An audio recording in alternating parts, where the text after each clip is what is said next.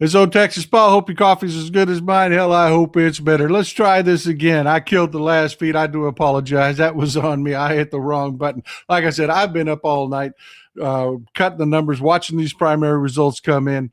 I am punchy as hell, but we're going to get this done. We are. Let's get to work. Let's do this.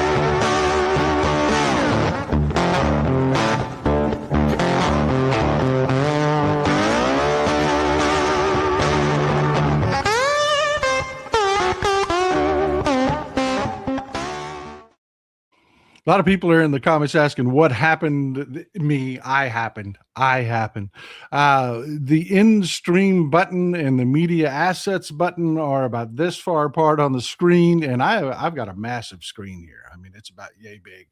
Are about this far apart on the screen, and I zipped over to start the intro video and hit the wrong button and killed the feed. So I had to reestablish the feed and yada yada yada, and everybody got booted, and it's my fault. It's all my fault. I did it. I'm sorry. I've been up all night watching these numbers. I'm telling you, my eyes are bloodshot. You can probably hear it in my voice. I am sorry. I'm a little punchy this morning, but I am excited. So let's get with it. Let's get to work. Let's do this. And again, I apologize for that. But yeah, before we get into politics, I want to talk about something that is way more important. Right now, there are folks up in Spokane, Washington, that are hurting badly. I don't know if you have been following what's been going on with the wildfires up in Washington, but 1,100 homes and businesses have been completely and utterly destroyed. Just utterly destroyed. This is a tragedy. This is heartbreaking. This is incredible. And what makes it even worse is it was arson. Yeah, it was arson. In the middle of a super El Nino where everything is super dry, basically everything is just a tinderbox, a psychopath. One second, let me introduce you to Aaron Farinacci.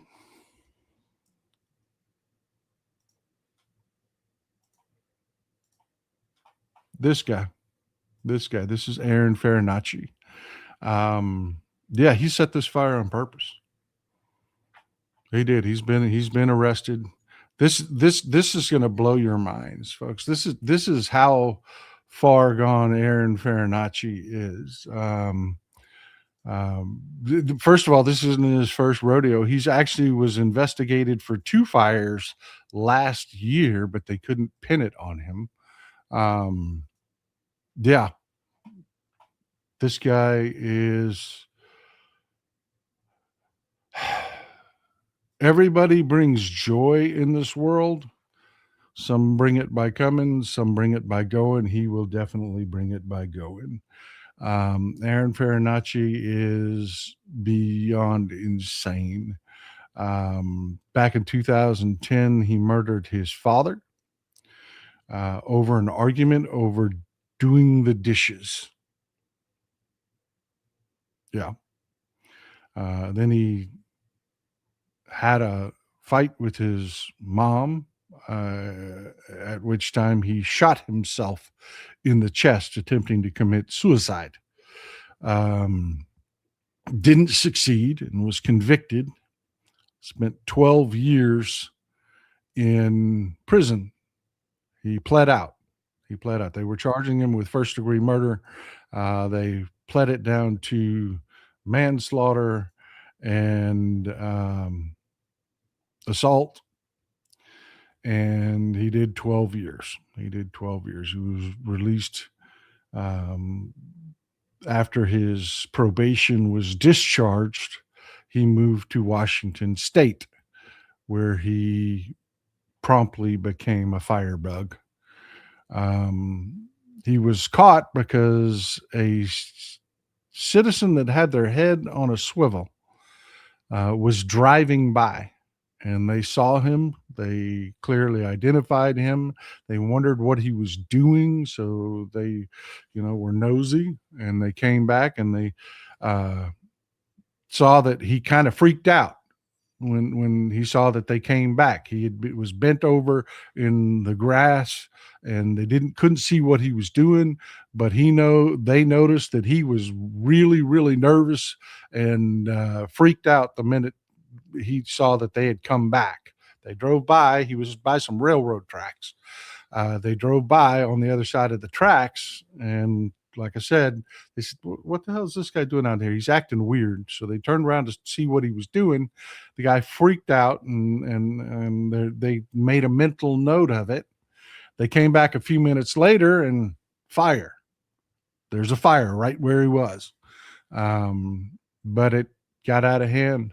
I mean, between the winds and the dry tinder, again, and the rest is history. The poor people of Spokane, up in Washington, just deserve none of this. I wish I knew what to say about something like this when you've got somebody that is just clearly just a broken toy. How many people's lives have been utterly and completely destroyed? Over 65,000 people have been displaced so far. This is insanity. Just pure insanity. So keep the people of Spokane in your prayers and in your thoughts. I know we're going to talk about politics today. We're going to talk about elections. I'm excited to do it too, but there's a lot of people out there that are hurting today that don't have the privilege that we do to focus on elections.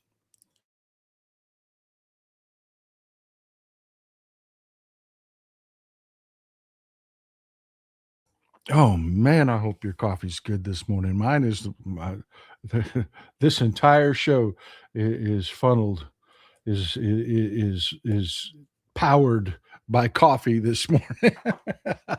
It is the only thing keeping me going. It really is.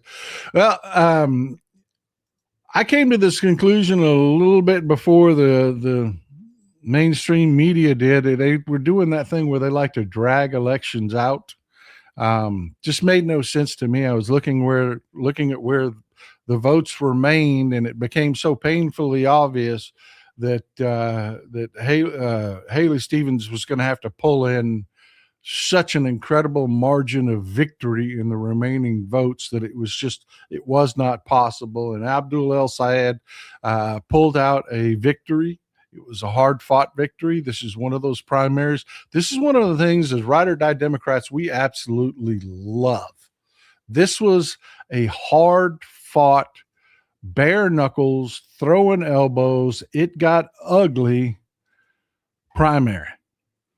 And I know a lot of people would prefer that they stay calm and they're just easy and they're not. This makes great candidates, folks. This makes for great candidates. When it's easy, when it's a cakewalk, and then you've got to go up against the Republicans and the Republican machine where they're immoral and they're going to lie and they don't give a shit and you don't want to do that with a candidate that hasn't been tested, that hasn't been through the crucible. You don't want that. And I was really glad to see, especially in the last week of this primary, Haley Stevens and Abdul El-Sayed just really started throwing those punches, man, and hitting hard. And I was glad to see it. It's a good thing. And you know what? Hats off to Haley Stevens. She ran one hell of a campaign, and this was razor thin. But this came down to a few thousand votes, folks. This is what I tell you. This is, I just want to start by saying this. Your vote matters. It matters. God, it matters. This came down to a few thousand votes. That's it. That's it. In a state the size of Michigan, this came down to a few thousand votes. Imagine, there are several thousand people that just, didn't even know it was an election. Didn't even know there was an election. It was Tuesday. They were doing other shit. I'm telling you, folks, your vote matters. It really does. And this was good. This was good. This really was good. And I'm actually very excited. You know me, I don't like to put my thumb on primaries. I don't, because I like to elect Democrats, and if a Democrat I don't necessarily think is the best candidate wins, I'm still going to support that Democrat. I am.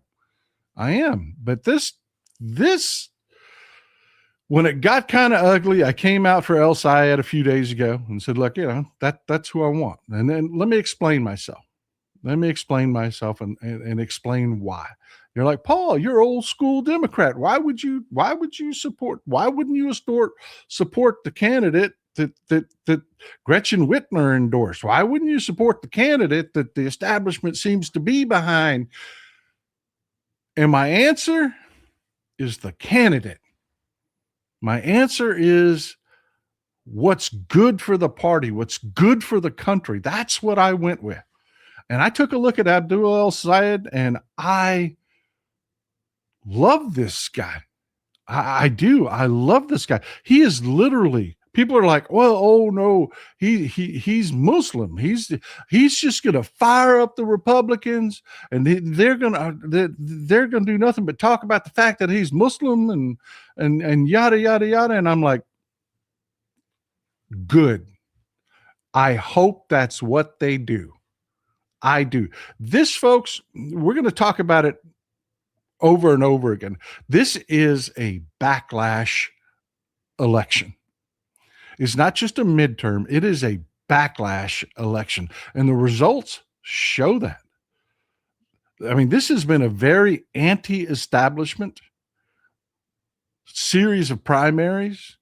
This isn't just a backlash against Trump and a backlash against the GOP. It's a backlash against anybody in the Democratic Party that will not wake the hell up and realize people are hurting. You cannot go back to status quo. People are scared of what the Republicans are doing. You cannot go back to norms. No, this is a backlash against all of that. And having a candidate like Abdul El-Sayed, I'm going to tell you about him here in just a second. And having the Republicans come out with their bigot bullshit is exactly what you want to happen. In an election where people are not accepting norms, when they're not accepting the same old shit, the Republicans doing the same old shit is exactly what you want to happen. So let me tell you a little bit about Abdul El-Sayed. First of all, it's Dr. Abdul El-Sayed. And you know what? I'm going to add one more thing. Just screw it. I'm going to piss a lot of people off. Might as well. Just dive right in. The attacks on him being Muslim, my response to that is, it amazes me how many Christians don't know that Christians, Jews, and Muslims are all praying to the exact same magic sky wizard. The only difference is they're arguing about the messenger. That's the only difference. They're arguing about who is the messenger and who is collecting from the collection plate. That's it. They're all Abrahamic religions. They all pray to the God of Abraham. All of them. Same magic sky wizard. But the Christian nationalists, the bigot MAGA folks, have no clue. They have no clue. And they're going to say things like, he's going to bring Sharia law. Buddy, the Republican platform is Sharia law. Get them women back where they're supposed to be. No abortion. Women's folks can't vote. Got to listen to the man of the house. That's fucking Sharia law, dude. You're the party pushing that shit. Dr. Abdul El-Sayed is not. He's Muslim, but that's not his platform. No, he actually stands vehemently as a medical trained professional, vehemently supports a woman's right to an abortion. He understands why it's important. Literally why it's important. There was a woman. I'm not going to get sidetracked. I'm not. You just need to know there was a woman that just a few days ago, we'll talk about it in another show, went to 3 separate hospitals. Blood running down her legs in sheer terror because she wanted her pregnancy. She wanted her baby. Every emergency room she went to here, the doctors knew that baby ain't making it. The second emergency room she went to, they diagnosed her with sepsis and sent her on her way anyways. Why? Fetus had a heartbeat. Mama could not walk. Mama could not maintain consciousness. Mama was bleeding out. That fetus was dead. There was no saving it. And they sent her to a third emergency room. Anyways, we'll talk about that. We'll talk about that in another show. I don't want to get sidetracked. Abdul El-Sayed understands the importance.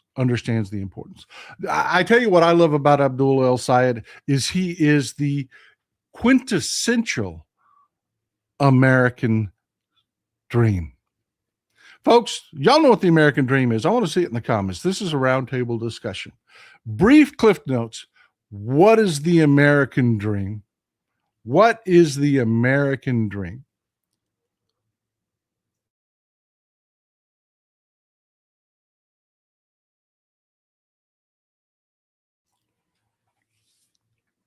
You work hard. You come to this country.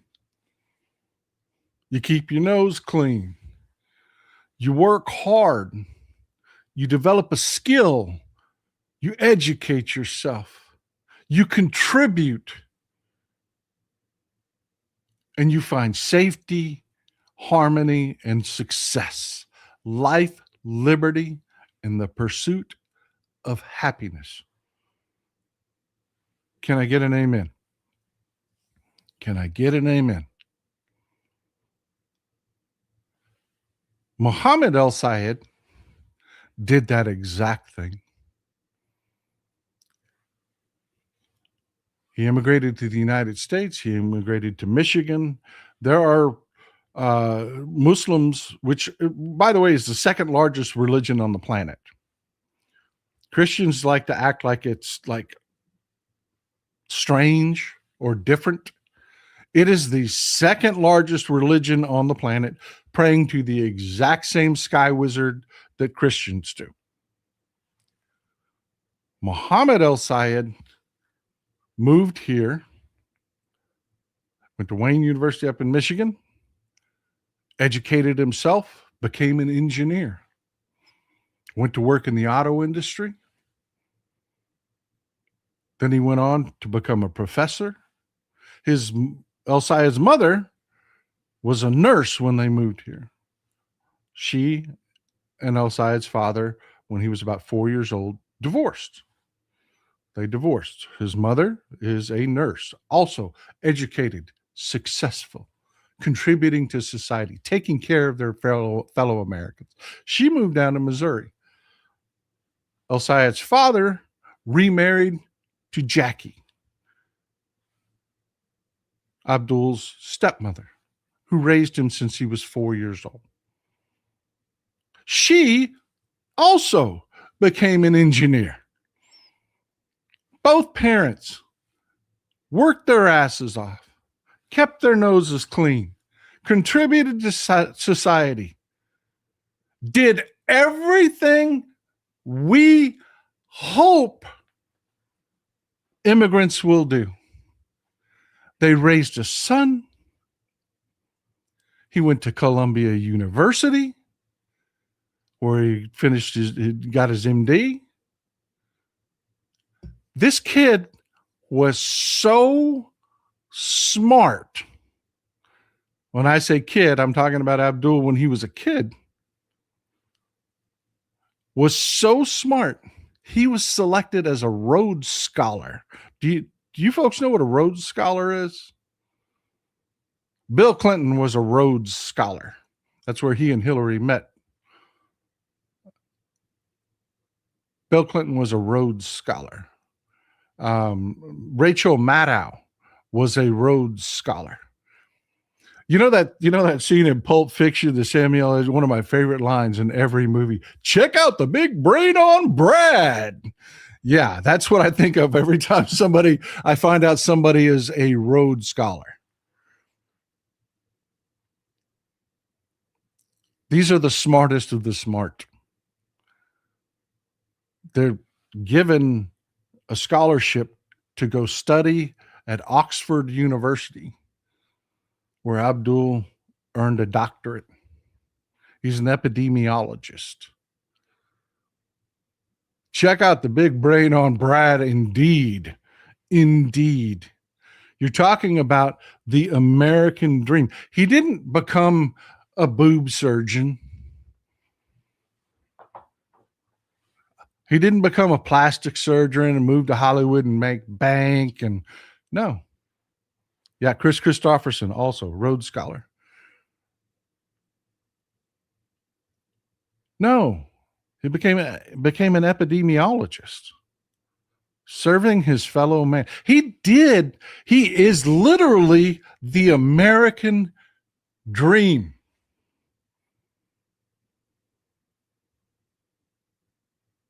This is going to be a great campaign, because the harder they're bigots,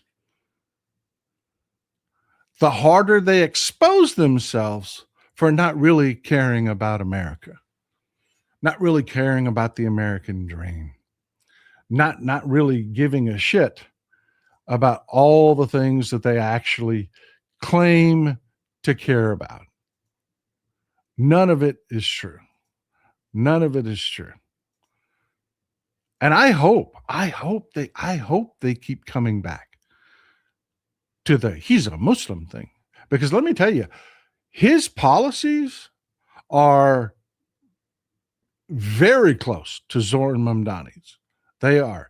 You've seen what Zohran Mamdani did. This is why I supported Zohran Mamdani in New York. His policies. And he's getting it done. Focus on the people. Focus on the well-being of the people. Universal health care. Less war. He calls Gaza a genocide. He says, you know what? We shouldn't, El-Sayed says, you know what? I'm sorry, but until Americans have access to college without crippling debt, we shouldn't be writing checks to Israel. whose people have access to free secondary education, whose people have health care. Until Americans have it, we shouldn't do that. And that's where the American people are. Yeah, I am super stoked about this candidate, and I am actually super stoked that Republicans are slamming face first into a brick wall. They are running head first into a brick wall. But he's a Muslim, same freaking sky wizard, Cletus, praying to the same person you are. Love it. Prove to everyone that you don't think the American dream is for non-white people.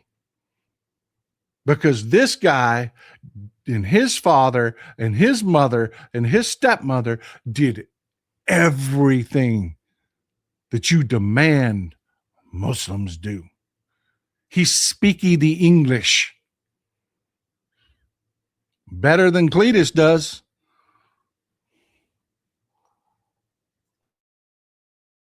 Oh yeah, I am fired up for this. I don't know if you can tell. I am fired up for this. I am ready for this. This is a serious backlash election, and I am loving that it is a backlash against the bigotry, against the hate, against everything that is the core Republican Party. Now, I got to tell you something now. I do. We got to be the grown-ups in the room. I had to call somebody out. You know, it's good to see young, excited people. But Abdul El-Sayed has to win over Haley Stevens voters.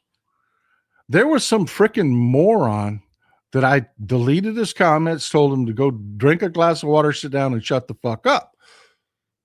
He was being rude to people that were saying, oh man, I'm worried about this. I'm very worried about this candidate, because they were Haley Stevens supporters.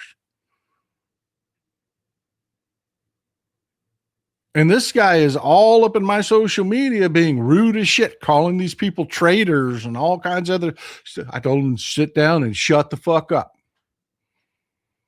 Stop being rude to people. Because right now, Abdul El-Sayed's job is he's got to mend the bridges, make the peace. This is the way it is, folks. This is what we want. This is what we want. We don't want easy primaries. We want people standing up and fighting for their beliefs and being fired up. But when it's over, we've got to be ride or die. We got to do the work. We've got to do the work.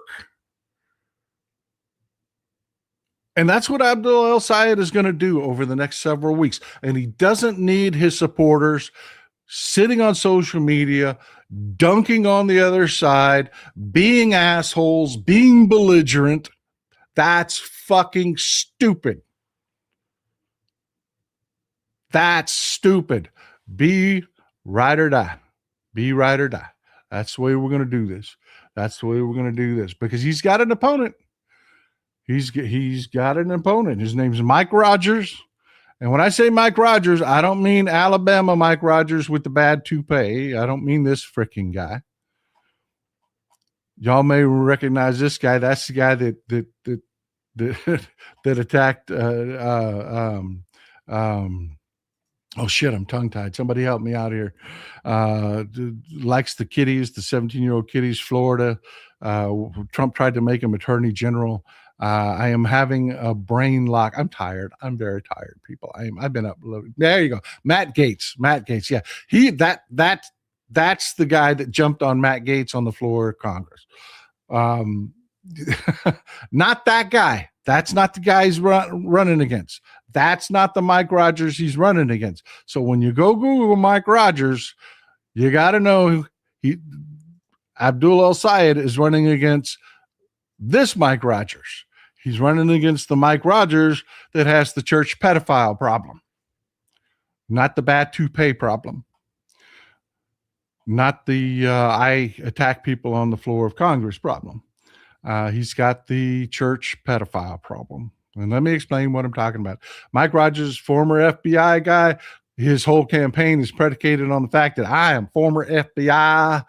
I've got the common sense. I love America and I know what's good for America. But he put absolute shit into his campaign. Let me explain. This is Mark Barkley. Mark Barkley Ministries, it runs the Living Word churches. And I say church, he's not a mega pastor in the traditional sense, in that Mark Barkley's church that he preaches out of is, a converted old football stadium. No, he has several large churches that are part of his entire ministry. They're kind of, I hate to use the word, but they're kind of cult like in the way they're structured. It's just, but yeah, this is the Living Word Church in Midland, Michigan. And they recently had a serious pedophile problem. You're gonna love this. You're gonna lose your minds over this. You're not the stupids. You're good and decent people. I know the Christians we've got in our audience are good and decent people. I mean, like the wash the feet, feed the poor kind of Christians. I know that. So you're going to hear this story and you're going to be like,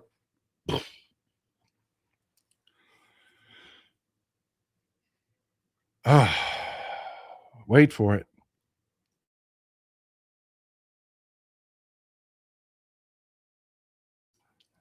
So the Williamses. Now we're talking about Mark Barkley. Now we're talking about the Williamses. The Williamses are longtime members, deep believers, and members of the Living Word Church of Midland. And they have a crisis on their hands. They have a child that has a terminal illness, and it is bankrupting them. It is eating them alive. The child requires 24-hour care. And because they believe, man, they believe, they went to Mark Barkley and said, hey, what do we do, man? What do we do? And Mark Barkley said, I talked to God. And God told me, your other child, your daughter, Michaela, you should give that child to my daughter and son-in-law.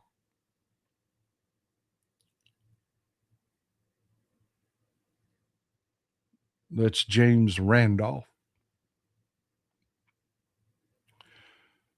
At which time, James Randolph, from the age of 10, yeah. From the age of 10 till she left home at 19, raped this child. He's pled guilty. This is not dispute. This is not up for dispute. He has pled guilty. He's been sentenced to 25 to 40 years. 25 to 40 years. When all this was breaking, other victims came forward from other pastors from Living Word, because they're in Muskegon, they're in Ludington. Like I said, they've got big, massive churches spread out, and the other pastors are getting drawn into this. And Randy Saylor and Brandon Saylor, father and son, have also been convicted. Randy Saylor was raping 3 other children. Brandon Saylor was raping 4 other children. As you can imagine, being Christian, the church would be compelled to absolutely embrace these victims and make sure that they're okay, and they make sure that they are absolutely not. Absolutely not. The church attacked them. The church attacked them. The new pastors that took over, the pastors, you got a guy by the name of Tim Cross, another guy by the name of Brian Ford. They attacked the victims. Parishioners attacked the victims' families. Yeah. That's why I kind of say they act like a cult.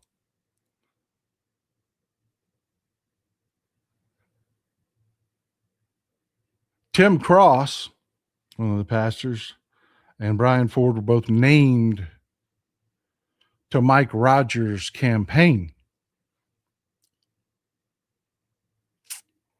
They're heading up the example that Mike Rogers wants to set about what religion should be.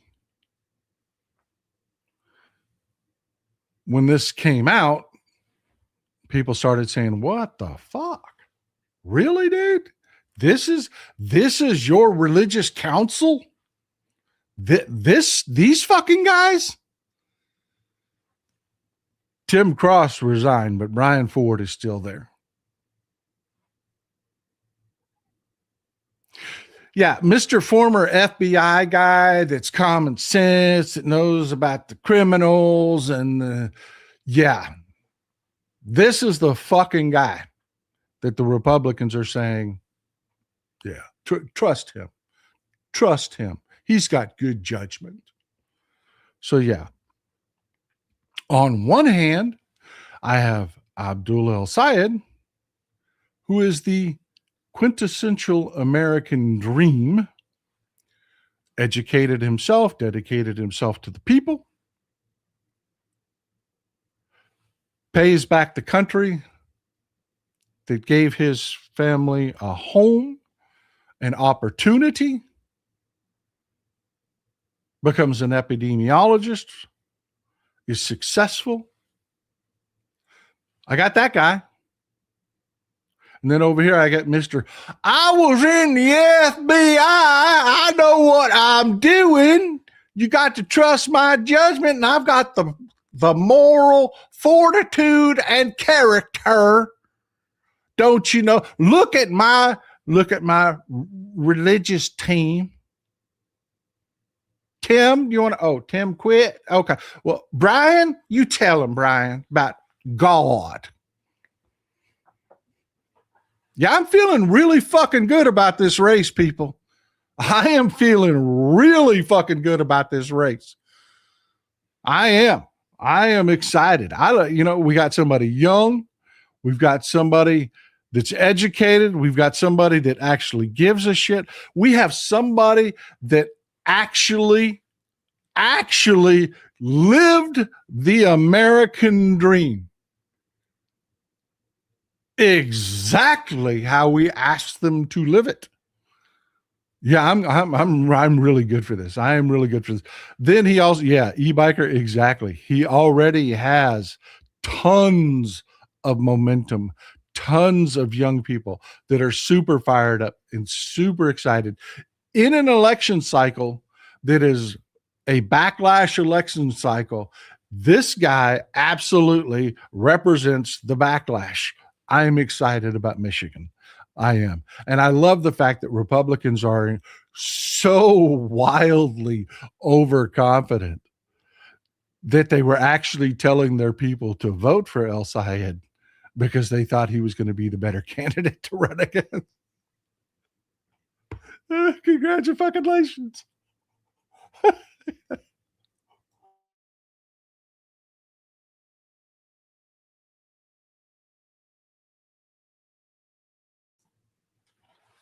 So, yeah, Yeah, that happened. That happened.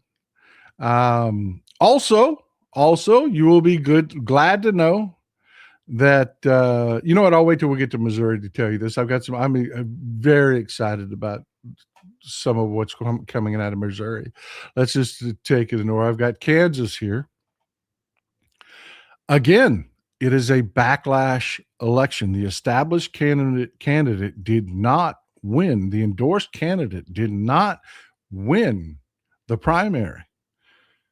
Cindy Holscher won the primary in Kansas, and again, very excited about this race. She has a lot of momentum. She has a lot of energy in her campaign. She is in exactly the right position with her policies. This is going to be a good race. And I have to tell you, again, the Republicans are super overconfident and have an incredibly flawed candidate. They've got a candidate that is so privileged, so out there. Yeah, it is something else. It is really something else. This is Cindy Holscher. She ran as the anti-data center candidate, and just to give you an idea of how popular that is, Greg Abbott is so panicked here about the Republicans' embrace of data centers that he has ordered. It's bullshit. It's there's nothing to it. But yeah, he's ordered an audit of all data centers and the state resources they're going to require. It's lip service, but again, the fact that he's doing that shows exactly how terrified they are that they have so wildly embraced this whole AI data center thing. They really thought, it's like Trump and the Iran war. They just thought it was going to be this wonderful thing that they were just going to be able to, the rockets, red glare, the bombs burst. They thought everybody was just going to start chiming in and it was going to be, no, this is a backlash election. People are not where they think they are. They are not. They are not. And I got to tell you, data centers are not popular with any segment of the society. People are looking at costs. They're looking at resources. They're looking at water resources. They're looking at energy. They're looking at what's happening to their bills. And they have had enough. They have had enough. And I tell you, she's got a hell of a shot. And her opponent, Ty Masterson,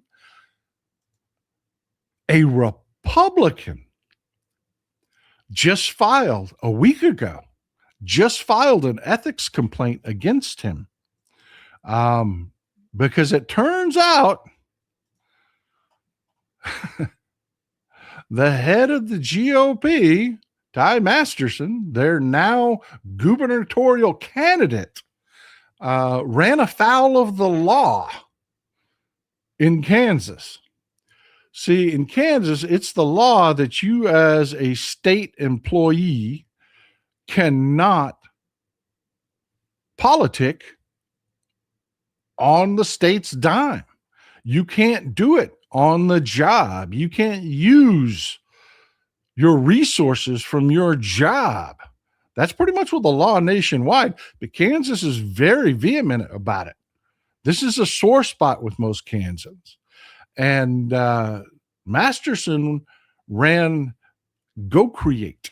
Which is at Wichita State University, is a Koch brothers funded project. It's look, I'm not going to tell you it's a bad thing. I'm not. It's not. It is one of those things that is helping people realize there are other alternatives than your traditional college education. They've got a wood shop, a fully staffed top of the line modern wood shop in this facility. They've got a metal shop.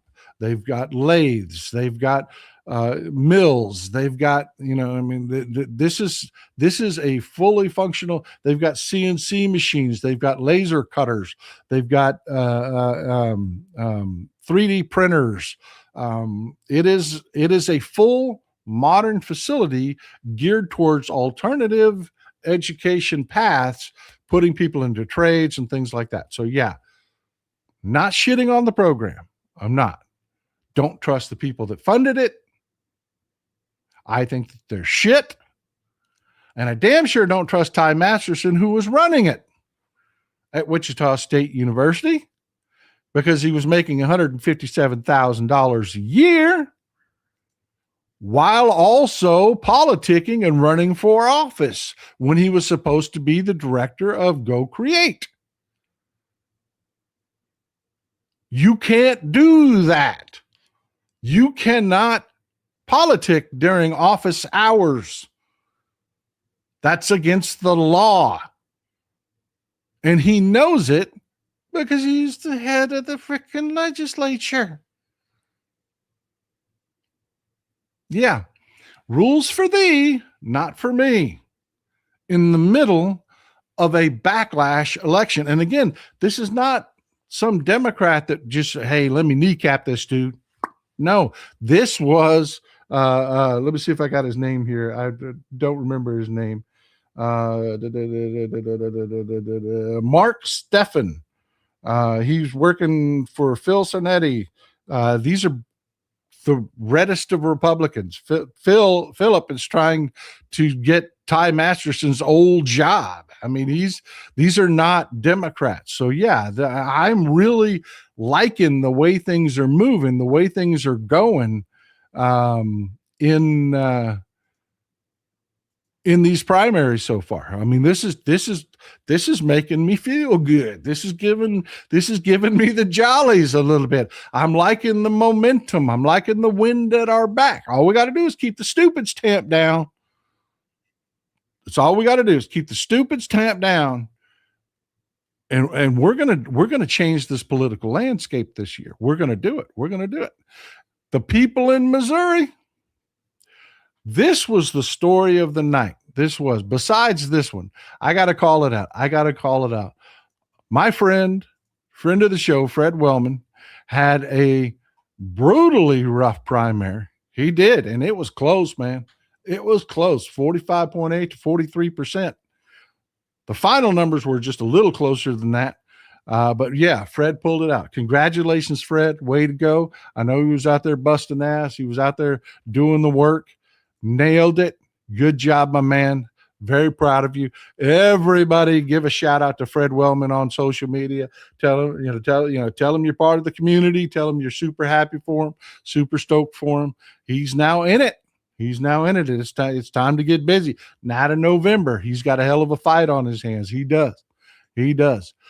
But this was the story out of Missouri.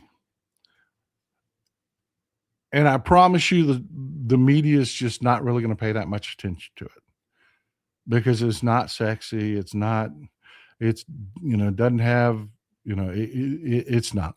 It is life altering. It is incredibly important. It is 100% massive as far as the message the people of Missouri sent to the GOP. But again, it won't get a lot of coverage. It is huge. This happened. There were several amendments on the ballot, but this amendment in particular, the Republicans, see, folks, I've talked about this. I've talked about the importance of wearing the jersey. I've talked about the importance of being a proud and loud Democrat, the bandwagon effect, and all of that. I've nailed it and laid it out there as much as I can, and it is just a laboratory example of how it works in Missouri. how important bandwagon effect is and the brand is, because in Missouri, you have had several citizen initiatives where the Missouri people have put initiatives on the ballot that run counter to the platform of the Republican Party. And let me tell you where team and brand becomes important here. These are Republicans that are doing this. These are Republican voters, along with Democrats, but they're Republican voters that are doing this, that are passing, making sure that women have access to abortion in Missouri. The Republicans in the legislature, like every other Republican legislature, tried to come down with draconian laws and stuff, taking away women's right to vote. These Republicans worked with Democrats to pass these initiatives that said, no, we're going to make sure people in Missouri have access to the health care they need. And they've done it on issue after issue after issue.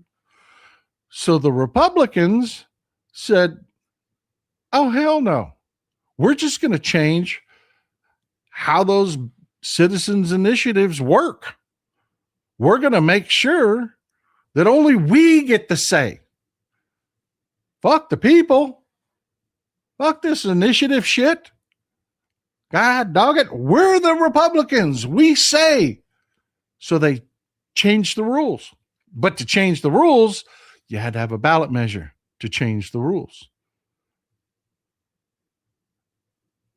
And at over 80%, the people of Missouri said, the hell you say. The hell you say. Now, I want you to keep in mind, though, a lot of these people are Republican. They're going to show up and they're going to vote Republican. But they're not letting the Republicans take their rights away. That's all brand. That's all identity acting right there. They agree with the Democrats. They're passing initiatives that are the policies of the Democrats, but they will not cross over and vote for the Democrats.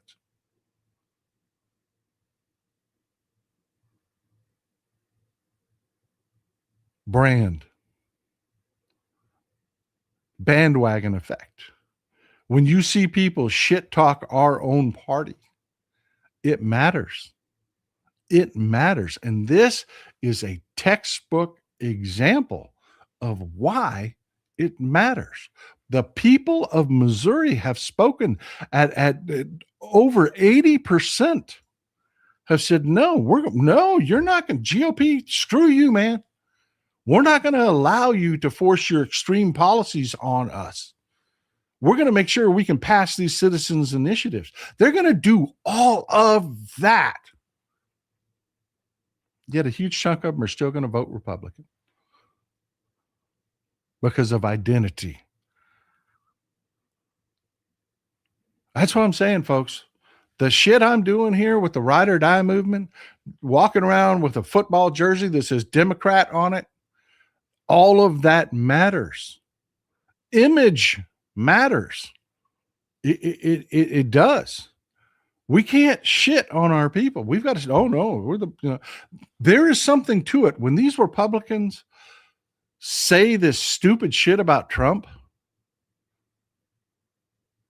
oh, he's the greatest president of all time. We should name airports after him. It fucking matters. It matters. Now, I know you see right through it because, well, you're smart enough to be here. You're smart enough. You're at a level that you can sit through a political show with analytics and, that's not the stupids. They can't. They don't. They won't. They won't. So we have to be the smart ones. We have to be the ones that build momentum. We have to be the ones that out there cheerleading, rah, rah, rah, rah, rah, rah, put the messages out. This guy or this gal is the greatest thing since sliced fucking bread, and they dance well too. That's our job. That's our job. That's why people say, you're a shell for the Democrats. You goddamn right I am. What are you? What are you doing? Well, I'm helping the country by electing Republicans? Oh, hell no. Oh, hell no. Hell no.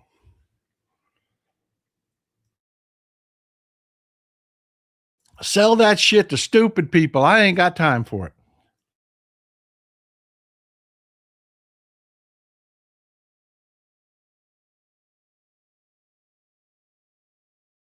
Man, I hope your coffee's as banging as mine.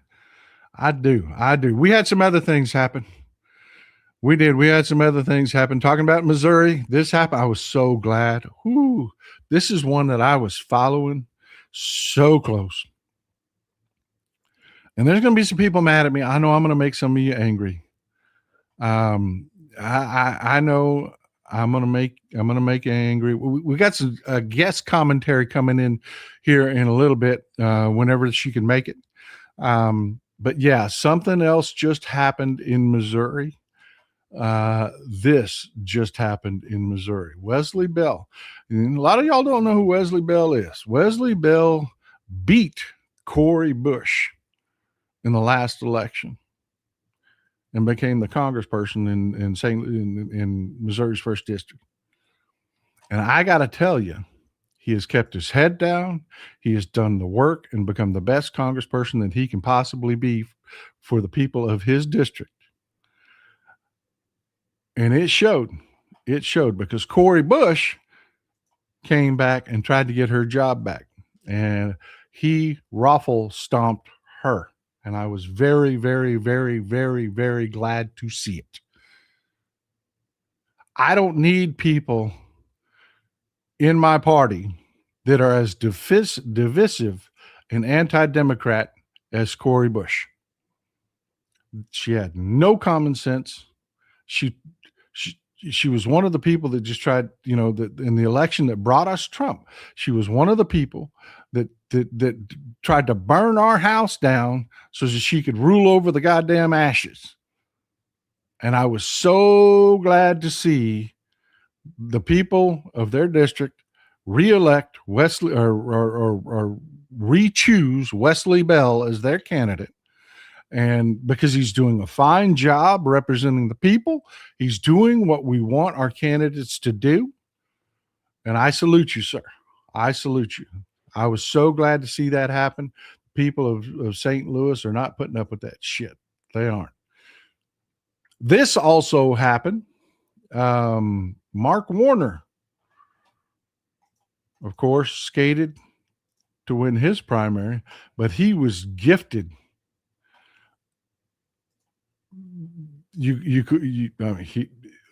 I guarantee you could walk up to Mark Warner and slap the dog snot out of him this morning. I mean, I come all the way from Cleveland with it and just whack. And you couldn't slap the smile off his face this morning. You couldn't. You just couldn't do it. Bert Misusawa is his opponent. And Bert sucks as a candidate. He just does. I have no idea how he won that primary. So the good news is Mark Warner, look, I get it. He's an establishment guy. He's a corporate guy. He is. That's who he is. A lot of people hate him for that in our party. But let me tell you what Mark Warner's going to do for you. He is a money magnet. He is a money magnet. And I got a co-host that would like to offer her opinion, on the victory in Virginia. What do you think? What do you think? Is it a good thing Mark Warner won? I think it is. Don't you? I think it is a good thing. I think it is a good thing. Don't you? Yeah, I think so too. I think it's a wonderful thing that Mark Warner won. And this is why. This is why it's such a good thing that Mark Warner won. There you go. Mark Warner is going to go out and he's going to raise a boatload of corporate money. He is going to raise a boatload of corporate money. He is. He's going to have way more money than he needs for his reelection campaign because he's going to kick the shit out of Mississauga. He is. It's not even going to be close. So all that extra money that he's got laying around, he's going to pass that out to other Democratic candidates. He's going to win some loyalty. Some of these newbies that are running, these young people that you want running, that's how these old lions of the Senate become old lions of the Senate. They support other people's campaigns. And he's going to pass that money around. And he's going to make sure that candidates that you want, that you support, that are new, that aren't old guard, he's going to make sure that their campaigns are flush with cash. That's what Mark Warner's going to do. Now, you can hate on him all day long, but I am telling you, as somebody that follows politics, you know, a lot of people, a friend of the show, he's been on the show, Don Beyer, one of the wealthiest members of Congress, won his primary. He did. Somebody was whining about that in my social media the other day. That man raises money for candidates that you like. That's what they do. So, hey, I get it. I'm glad to see new blood. I'm glad to see guys like El-Sayed. I'm glad to see people coming in, changing things to make them look more like we want them to look. Policy wise and every other way. Bring the youth. Bring the. I'm excited about it. But stop shitting on the guys that teach the young guys how to get it done. Stop shitting on the guys, the old lions that raise the money and make sure that these people, because, folks, none of this shit is free. Ain't none of this shit free. Ain't none of this shit free. Do you get my point? I'm going to quit beating that horse. I want to read a few comments, then we're going to continue on. E.T., the missus needs to give you more coffee. Amen. Amen, brother. Amen. I'm telling you, it's the only thing getting me through today. It is. Crafty Ass Gardner, thanks for being so generous and gifting the memberships. E.T., people have problems with prisons, but they are needed for some people. Yes, more money is needed for mental health services, but some people can't be fixed. Amen, brother. Amen. Amen. Amen. Couldn't have said it better myself. Glenn Kaneko, thank you for gifting the memberships. Thank you. Diamond Garage. Hey, Paul, how the hell was this guy walking around? This guy does 12 years for killing his parent. Totally insane and evil. Yeah, he actually stayed. It was in Arizona where that happened, down in Mesa, Arizona. And he actually stayed down there till his probation was discharged, and then he moved up to Washington.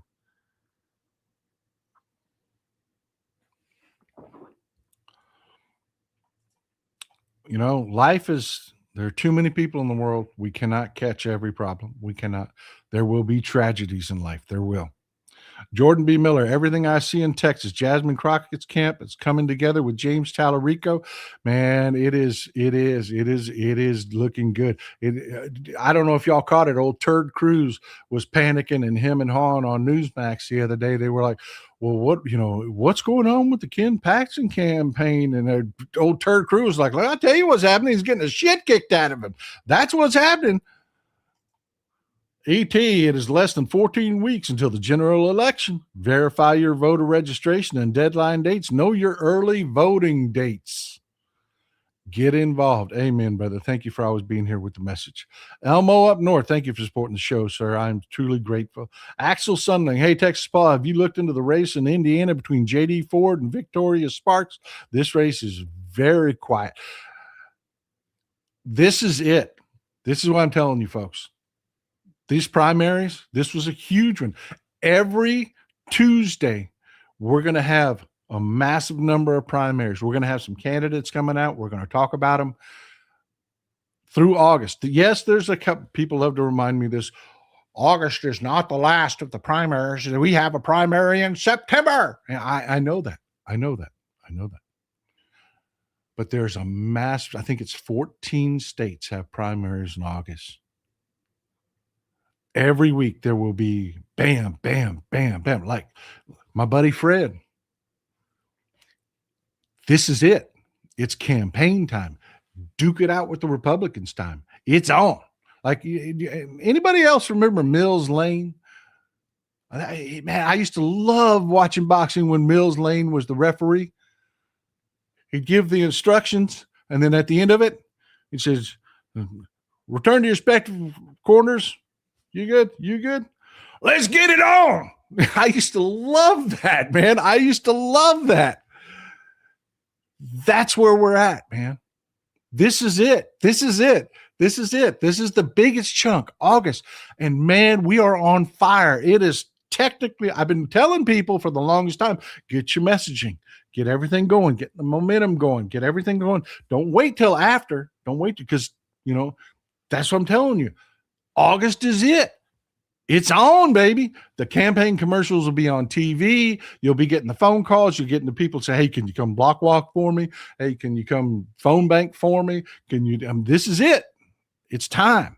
I'm excited. I love this time of year. I love politics way too damn much. I just do. Gail Brownell, South Dakota Dem candidate for U.S. Senate voting, dropped out, leaving independent former Dem Bings going against incumbent Mike Rounds. Claims threatened. I don't do drama. I don't. I'll look into it, but I don't do drama.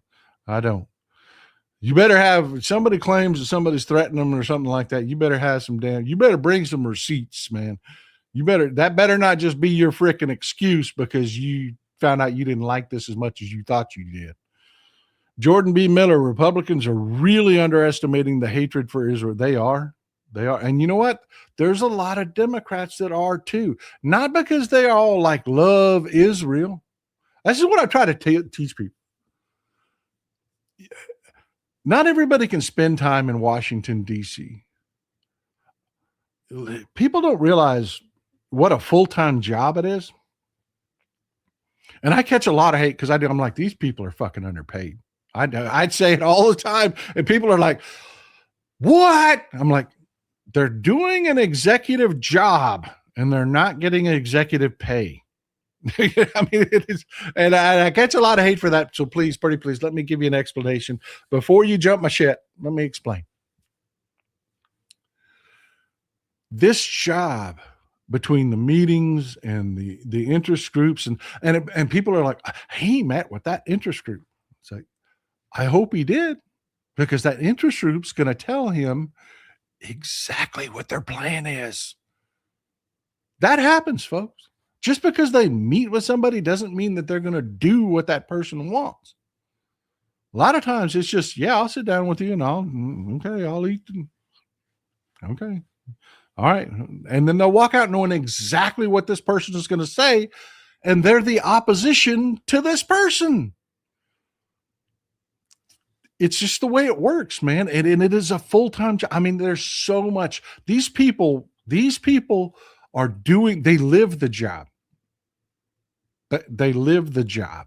And then they have to fly back and forth to their districts, and they've got to do the job in their districts, with constituent services and taking, you know what I mean? Manage the staff that handles all of that, do the reaching out. Sometimes when constituent services, it actually requires the boss, the actual congressperson to reach out and make a phone call and do the, it is a job. And just like I tell you, there's plumbers out there, electricians out there that, man, all they're focused on is making sure that this house is fucking wired right. They don't have time or even the desire to focus on anything else. I'm not condemning them. I'm not. It's just the reality of what it is. Politicians, when they talk about a bubble, they are in a bubble. The best of them are in a bubble because they are constantly, if they're not working, they're fundraising. I mean, it's constant. I mean, I'd say dawn to dusk, but it goes on well into the night. It does. I mean, these people never stop.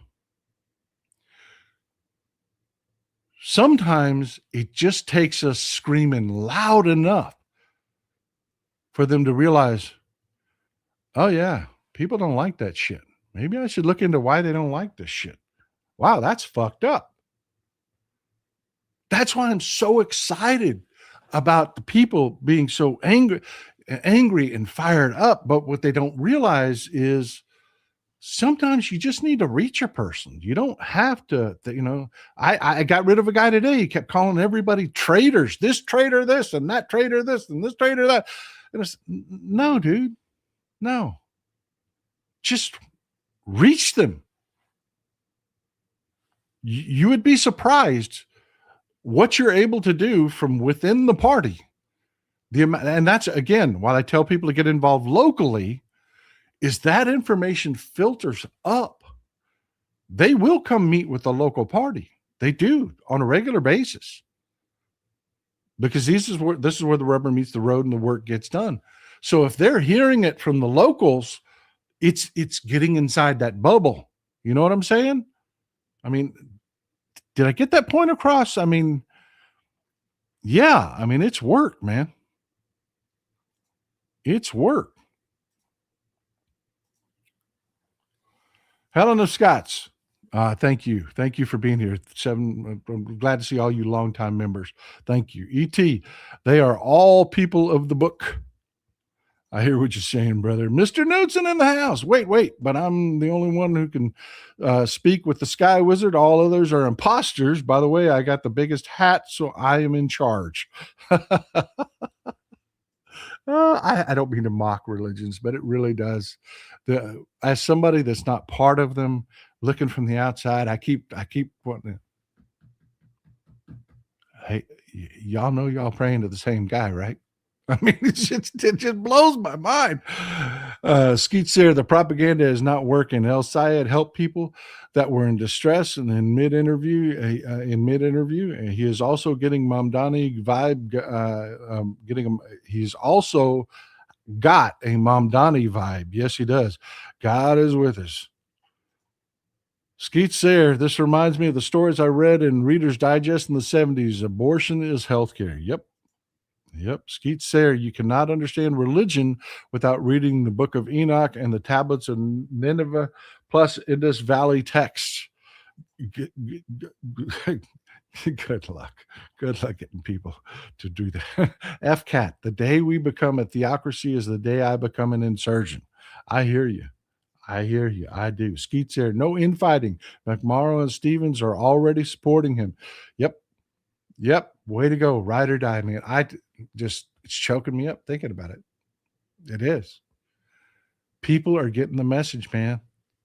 You fight and that was a hard primary.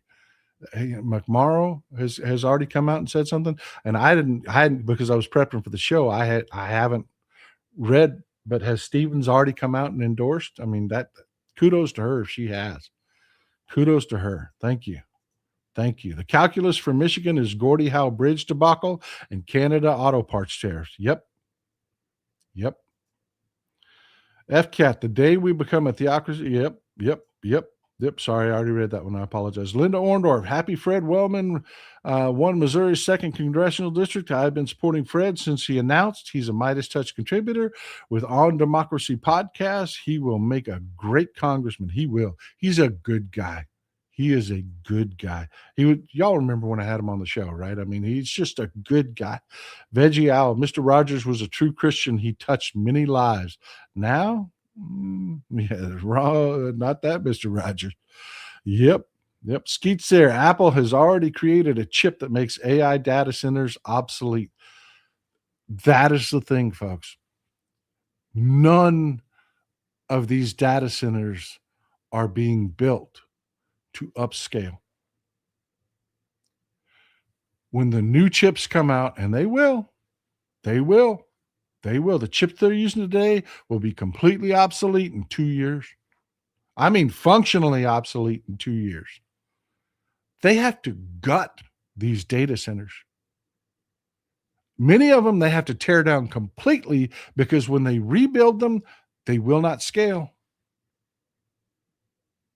They spent over $2 trillion on this shit. They could have changed the world. I'm talking about energy, clean energy. I'm talking about feeding people. I'm talking about ending starvation. If you had $2 trillion to spend, you could have fixed the fucking world. But you spent it on this shit. Shame on you. Shame on you. Daddy Fairies, we need more progressives. The status quo is not working anymore. We need to wake some people up. We do. Jenny, 2025. Wow. Here with the huge support. Man, that just floors me. Thank you, Texas Paul, for always filling in the blanks. Sounds like the Michigan race is the American dream versus the American nightmare. Amen. It is. I like our chances. So sick of these so-called Christians throwing children under the bus. It is my job to help you be prepared with those answers when you see this shit on social media or at your Thanksgiving table. You're ready to answer the questions when they're like, well, I don't want, y'all just support them Muslims. Well, it's the second largest religion. Islam is the second largest religion on the planet. Over 2 billion people are Muslims. So yeah. Why wouldn't the American dream include Muslims? Why wouldn't it? Be prepared. Do not let them back you down at all. Proud Texas Liberal. Sky Masterson is a character in Guys and Dolls. You know, that's my favorite musical. That is my favorite musical. If you have never seen Guys and Dolls, it is one of the best musicals ever done. Just watch it just to see a skinny Marlon Brando. That guy was actually good looking at one point. He really was. He was a sharp looking guy. But that's my favorite musical. Skeet Sayer. We're winning the Joy Reid podcast rally for Syed. It was insanely good. Independent media is getting through to the masses. Amen. That's why I keep doing this, folks. I'm telling you, Jenny 2025. Thank you, Texas Paul, for filling in the blanks on these candidates. The Michigan race is, yep. Thank you, Jenny. I appreciate you. That is very generous of you. Chandra Patton, thank you for gifting the memberships and taking care of the community. I want to take a break to remind people, hit the thumbs up. We're going to get back to work. We've only got a few more comments and then we're going to get back to work. But take a second while I'm reading these comments. Hit the thumbs up button. Hit the subscribe button. That doesn't cost you a thing. But more importantly, go to your settings in YouTube. Make sure that you can accept gifts. That's a setting that you have to highlight. If you have trouble finding it, you can Google it. How do I accept gifts on YouTube? It'll tell you what to highlight. YouTube will give you these memberships and you get full access to the emojis, etc. It's a good thing. It's a great thing. ET, if you want a good look at the problems in the U.S. with creating and producing goods in the U.S. these days, Google smarter everyday grill cleaner for more. You scared me, brother.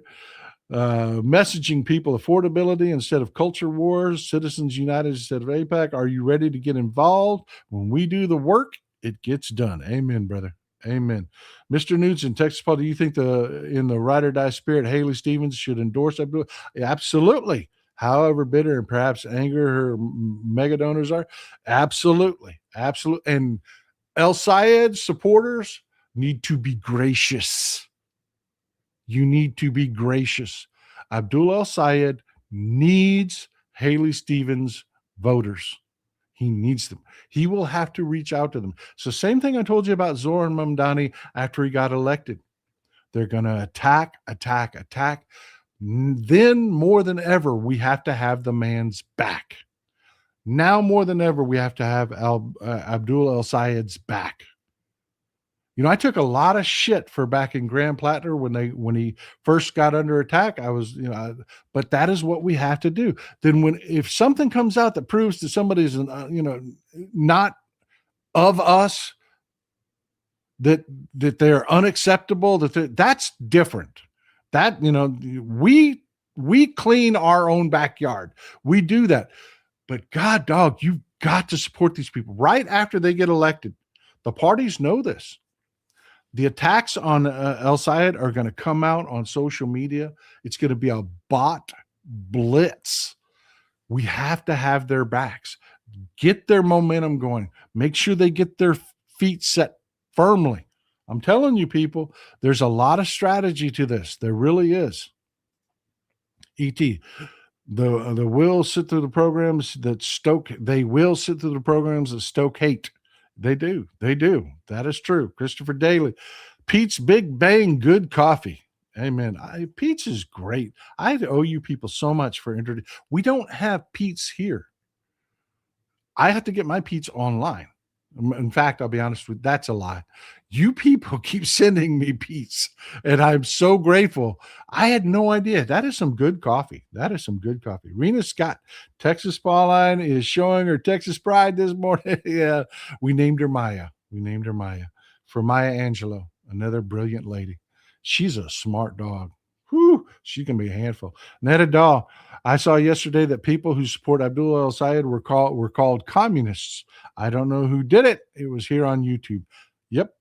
That's the thing. Muslims and communists. Muslim. And I'm saying it that way on purpose. It's Muslim, but they call them Muslims because they're idiot, ignorant bastards. And communists. You're going to hear that over and over and over again. Be prepared for it. Have your responses ready to go. Steve R2, a blue wave is building. Amen. Estee Lauder, a major right-wing donor, is not supporting this crowd of losers this election cycle. We need to help support the candidates on the left. Amen. There are a lot of major donors that are backing out. They are seeing exactly how pissed you have become, and they don't want to offend you. They don't.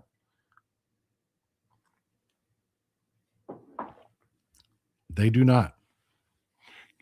Colleen Sarah, I'm getting vibes of John Lewis dancing to Happy. Great video of him. We can do this. Amen. I miss John Lewis. We need people like John Lewis. We do. I don't know who's going to ever fill his shoes, but we need another John Lewis. Mr. Knudsen, MAGA translator, socialist, person who wants to help others, bad communist person who wants to tax billionaires and help people, very evil, dummy socialist communist, bad, need to be jailed. Yeah, it's all you're going to hear. E.T., I am of the opinion that the Mad King's removal through whatever means will be the midterms October surprise. Otherwise, our pugs will lose badly. Amen. Just a couple more and we're going to get back to work. Kismar, thank you for supporting the show. I'm truly grateful. Chandra, I stopped referring MAGA I stopped referring to MAGA as assholes. I know what you meant. Assholes can at least tell the difference between liquid, gas, and solid. You hope. Steve Piff. I plan to type a letter to Cornyn about his pussiness concerning Todd Blanche. Yeah, that was not surprising to anyone. Yeah, Tom Tillis and Todd Branch folding like cheap suits. I wonder what they got paid. Wendy Bauman, are you by chance going to attend MS Now in Texas Together show in Austin, Texas in September? If I get an invite, I will. Mr. Knutson, will the data center play Crisis? I'm telling you, man. I'm telling you. Michael Antonsu, thank you for gifting the memberships. Asbury News, James Carville is threatening to leave the Democratic Party. Any thoughts? You know, I saw a couple old timers, both never Trumper Republicans and folks like James Carville that are having a meltdown. It's like they've gotten so old and set in their ways that they forget change happens. You know, it's just they'll come around. They will. It'll just take them longer than the rest of us. Jerry Ring, why did Tillis have to fold again? It's because that's what Republicans do. Bonita Pajarita, good trouble. Amen. Amen. I miss John Lewis a lot. A free spirit. Welcome. All right, let's get back to work. Thank you for all the comments and support. I want to talk a little bit about what Republicans are. I do. I just want to talk a little bit about what Republicans are. This is Congressman Dave McIntosh. He really put this out. And I know it seems silly at first. But you really need to pay attention to what Dave McIntosh is for him to actually say this. He says, I, for one, do not want to eat the suspiciously green bananas from the government store. They're trying so hard to attack Mamdani for creating city grocery stores to help people that can't afford to go to the high-end grocery stores that are charging a fortune. New York prices are a thing. I mean, it is expensive to buy groceries in New York. These grocery stores are sorely needed. But I want you to think about that. He doesn't know what green bananas are. He doesn't know how bananas work. What does that tell you about the man? One, he doesn't shop. That man does not shop. Anybody that shops knows how green bananas work. You buy them green and they turn yellow. That's the way it works. You want to buy them green so that they don't bruise as badly. Green bananas are more resistant to bruising. You want them shipped green. Yeah, plantains. Oh my God, my wife. Oh, I'm going to tell you. I'm going to tell you. For you folks that don't know what plantains are, they're male bananas. You take a plantain while it's still green and you cut the skin off of it. Oh, my mouth's just watering.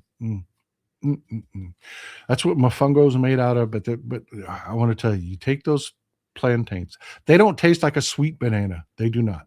They're kind of starchy. All right. So this isn't like a fried banana. It's not. It's kind of a starch. My wife takes and she cuts them into pieces about that thick. They're huge. They're about that big. They're much larger than your regular bananas. And you deep fry them and get them crispy and golden brown on the other side. Then she's got this thing that we bought last time we were in Panama, and it crushes them. She used to have to crush them using wax paper, but it crushes them and takes them from being about that thick and smashes them down to about that thick, right? And makes them about that big around, about the size of a silver dollar. Then you fry it again. And it's so crispy. Oh, mofongo's good. Mofongo's good. If you folks have never had mofongo, oh my God, you've got to go to Puerto Rico, go to anywhere that makes mofongo. She fries them again, pulls them out of the grease, salts them, and then you dip them in salsa and eat. Oh my God. They're so good. They are so good. If you've never had fried plantains, make it happen. Make it happen. If you've never had mofongo, make that happen. That is, they mush it into a paste, and it is so good. If you like mashed potatoes, you will love mofongo. Oh my God. It is fantastic. But yeah, this guy obviously doesn't know what the fuck green bananas are. This is who Republicans are.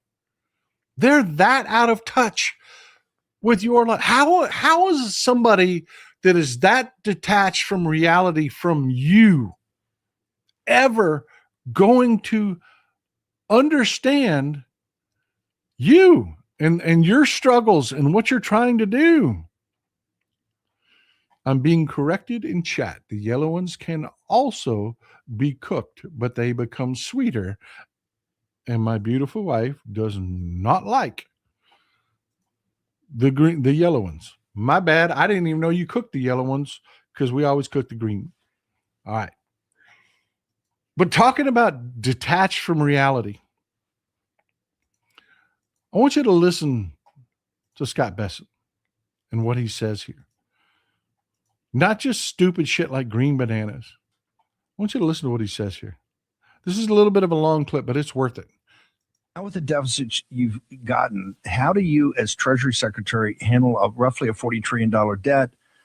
$9 trillion so it has to be refinanced every year, and we still have these $2 trillion deficits. When you look out over the horizon and see this continuing, how is Treasury going to handle that? Well, Steve, we actually, one thing we didn't get any credit for at all was the deficit calendar year, not fiscal year. Calendar year 2024 was about 6.7, 6.8% of GDP, highest it ever been when we weren't at war, weren't in a recession. And we got it down to 2025, about 5.5%. And so we were on the slope downward toward my something with a 3 in front of it by the end of the president's term. Obviously, the military. I can't listen to this whole clip. I can't. The whole point is he makes some shit up, and then he tries to gaslight you into believing things are good. Things are good. I was in Sam's yesterday. I asked Mrs. Texas Paul. She likes to sit in the chat and she finds this stuff entertaining. Ask her. They were selling brown meat in Sam's yesterday. That's where we've gotten. They had an almost empty case. Had some red meat over here. And then brown meat discounted, which was still more expensive than what we used to pay for steaks. But you know what I'm talking about? When it's been on the shelf so long, it's turned brown. It's no longer red. Ask Mrs. Texas Paul. They were doing that shit yesterday. And Scott freaking Bessent is so detached from fucking reality, they think they're doing something. We don't get enough credit for what we did. You didn't do shit. But wait for it. But like Billy May said, but wait, there's more.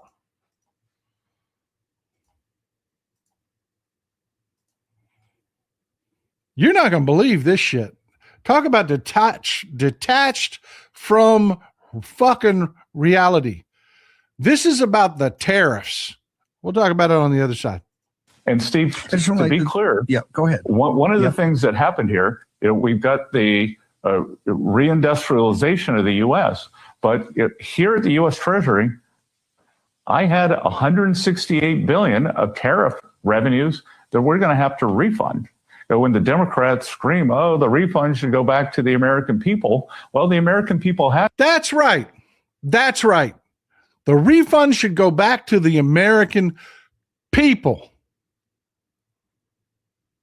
We paid the tariffs. We should get our money back. And that's not what you did. That's not what you did.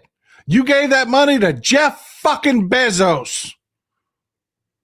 You gave that money to the corporate sons of bitches. We didn't get any of that money back. But wait, let me. It was in the U.S. Treasury and was paying down the debt. And the other thing, too, is that I said that these lawsuits that the Democrats are doing are corporate welfare, and it turned out they were. That they wanted to refund the money to the corporations. So now the corporations have it. Some of them are using it to reduce prices. Some of them are using it for hiring, but a lot of them are taking it into profits. And to be clear too, when I get these House or Senate members screaming, that's how detached from fucking reality these people are. They are sitting there telling you, Scott Bessent is sitting there telling you, well, we had your tariff money and we were paying down the debt with it. Like, excuse me? Excuse me? You're telling me I'm supposed to be happy because you took my money. You made me pay your fucking taxes because you slapped the tariffs on the shit that I had to buy. So I paid your stealth sales tax and I want my money back. And you're telling me I'm supposed to be happy because you kept my money and used it to wanted to use it to pay down your fucking debt?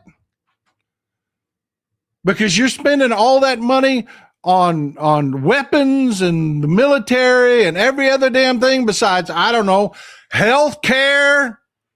I mean, it's not like you're spending the money on us. You're telling us we're communists if we ask for you to spend some of that money on us. And you're telling me I'm supposed to be fucking happy because your plan was to keep that tariff money and pay down that deficit? Fuck you. And then has the balls to sit there and tell his shitty ass followers, well, the Democrats wanted to hand that money to our donors, our Republican donors like Jeff Bezos. Yeah, they wanted to give that money to them. We didn't want to do that. No, that was the Democrat. Bullshit.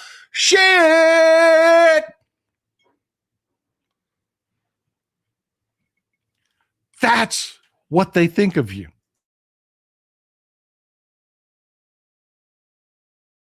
That's what they think of you. That's how stupid they think you are. That's how stupid MAGA is. But that's how stupid they think you are.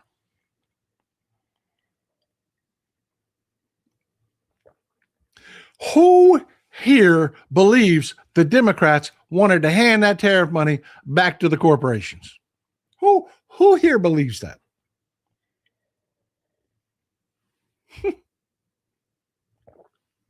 No.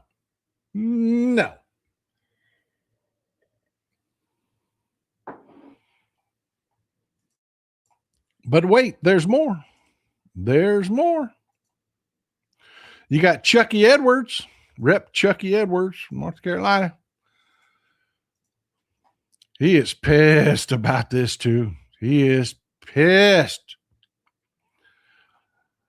Oh, Chucky was going to skate to re-election because he's in a beat red district. Even though it had come out that he was sexually harassing his staffers. Just to the point they were quitting their jobs.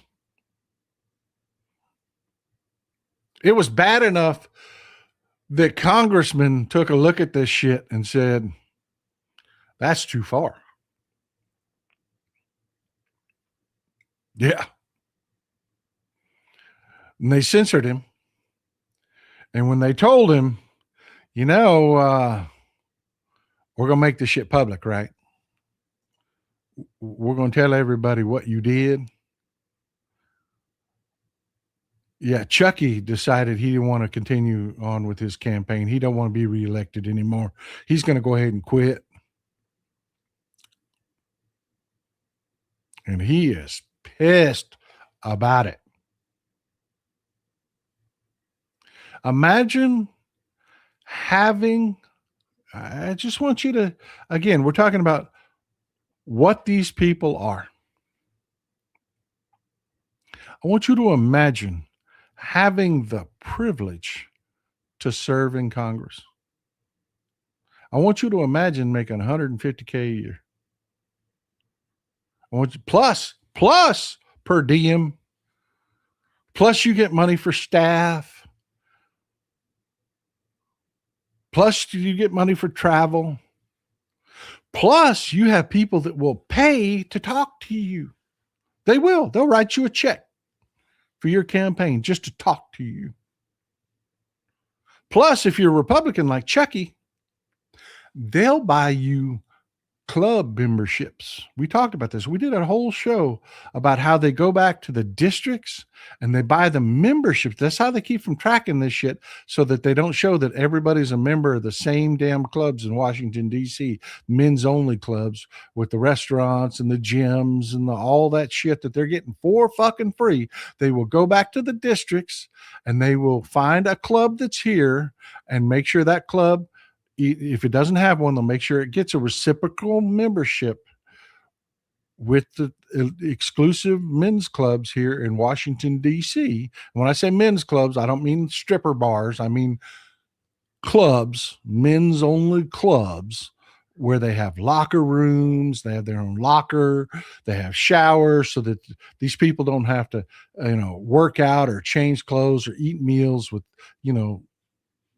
the great unwashed. You people are beneath them. You're beneath them. They don't want to have to. No, they got their club membership. So they buy them a club membership back in their district, make sure it has a reciprocal agreement with, imagine that privilege. All the perks. You have got people that, hey, boss, you need some more coffee? Hey, boss, we're going down the cafeteria. What do you want me to bring you back for lunch? Hey, boss, dry cleaner called, said that your suits are ready. You want me to swing by there when I go? Yeah, please do. It's a very privileged existence. It is. Then that's before you talk about insider information and shit where, investments and all that other shit. Perks of the job, man. Travel. Oh, for some reason, Congress people can hear better in Hawaii. Don't know why. They can. They can hear better in 5-star resorts in Montana, where they have Michelin starred chefs to make them buffalo, drinking the finest imported wines. It's amazing what it does for the hearing. Having all that fucking privilege and pissing it away playing grab ass with a couple staffers because you can't control yourself. I mean, imagine pissing that away.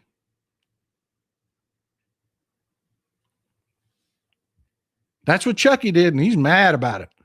He is angry about it. 1 second.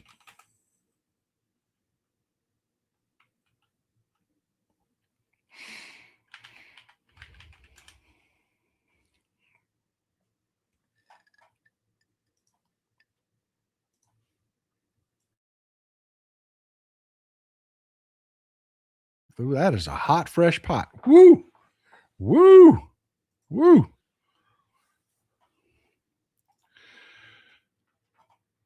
But yeah, folks, that isn't it. Remember when we talked about Max Miller in the last show? And we talked about Bernie Moreno trying to talk like a tough guy, insulting Anthony Fauci. Telling him, who the fuck do you think you are? Remember when we talked about that? And I told you what a piece of shit Bernie Moreno was because of what Max Miller did to his daughter, and he ain't doing shit about it. Well, we figured out why he ain't done shit about it, because Max Miller just openly threatened him. If you hadn't been following it, Max Miller went on a self-destructive tour. He went on CNN, and none of this helped him. None of this helped him. He actually admitted to some of the abuse and made piss poor excuses that nobody believed. He came off, this guy, I'm listening to him speak, and I'm thinking he's a fucking sociopath. I really am. I really am. But he said this in one of the interviews.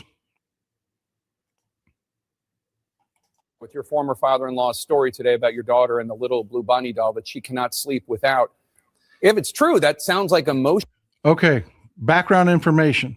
The little blue bunny, one of the allegations that is made is that this dick kept his daughter, who's been through trauma, has a little blue stuffed bunny that she cannot sleep without. She cannot sleep. It is traumatic for her to be without it. Emily, the mother, Emily Moreno, has said, this fucker just took it and kept it and wouldn't give it back. Kept demanding shit from me to give our daughter her bunny back. So you know what he's talking about when he's talking here. Emotionally abusive behavior toward a toddler to refuse to give it to her when she can't sleep without it. Jake, I would agree that if that were true, that would be incredibly disturbing and that the senator would be right. However, he has taken 2 years to publicly acknowledge for me to resign from my seat. Why is that, Jake? If he truly believed, like, I'm a father to a 2.5-year-old daughter, I believe that. Okay, I can't let this go. I'm sorry for interrupting. Listen to the way this guy speaks. This is one dumb motherfucker. Listen to the way he speaks. He is one dumb motherfucker. Did you catch the syntax there? Why did it take him 2 years to publicly acknowledge why I should? That is not what that means, you dumb fuck. Anyways. You're also a father to children. And I don't know if you're actually a father to a daughter. But what I can tell you is, well, Jake, then what I can tell you is that if my daughter came to me and she said, my ex-husband did X, Y, and Z, and then I waited because I was nervous that a political live stream was going to expose a deeply impersonal, embarrassing matter to the senator for him to take that action. Sadly, this has nothing to do with my daughter, Jake. And that's what this entire thing is about. This is nothing more than an individual who's being politically vindictive and talking about a blue bunny when I have text messages I can show you from our parent coordinator, who is a mandatory court reporter, who said that Mr. Moreno would be coming over my home, and then another individual came who I don't know. Well, first of all, with your former father.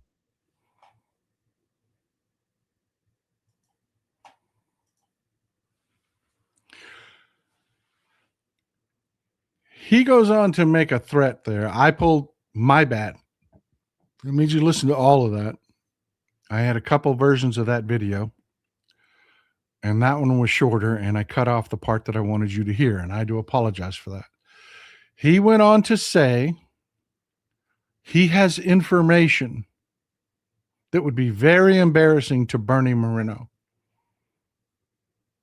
If they pursue this as part of disclosure, he'll have to release that very embarrassing information about Bernie Moreno. He flat out threatened Bernie Moreno on that show.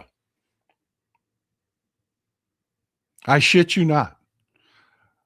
I shit you not. I just straight up blackmailed the dude right there on the show.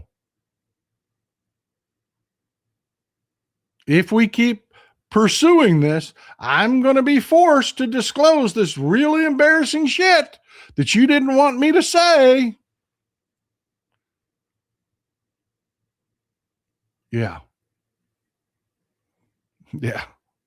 That's why Bernie Moreno ain't saying shit, ain't doing shit. Because Max Miller, the sociopath I loved how you people were calling out he's got dead freaking eyes. Doesn't he sound like a freaking sociopath when he talks? Doesn't he just give you the ick when he talks? None of these. He went on a tour thinking the way sociopaths do, they think they got this handled. They think that they can just talk through this shit and we're all going to buy it and we're all going to suck it up and it's all going to be, everything's going to be everything. They really think they can do that. I mean, they think they got that kind of power. They think they've got control of the situation. And when they feel a little threatened, they do things like threaten people, like he just did to Bernie Moreno. Almost called him Bernie Sanders, just like he did to Bernie Moreno. Yeah, I mean he did. He sat on multiple interviews and just dirted himself in.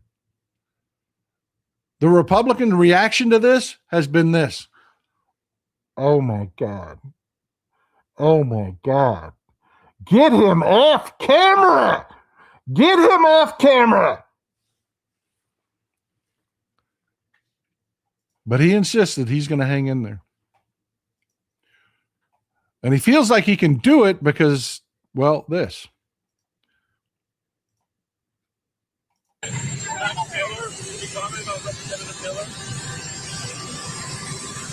hope he's able to work it out. I feel badly for him.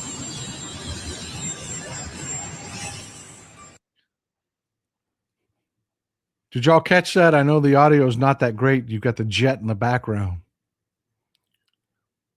They asked him about Max Miller.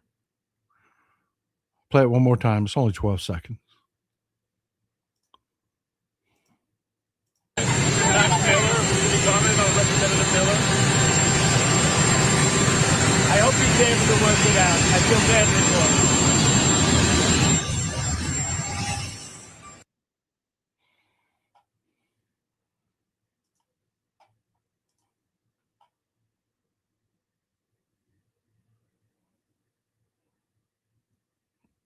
It's who they are. It's who these people are. They're telling you. Like the late, great Maya Angelou said, when someone shows you who they are, believe them the first time.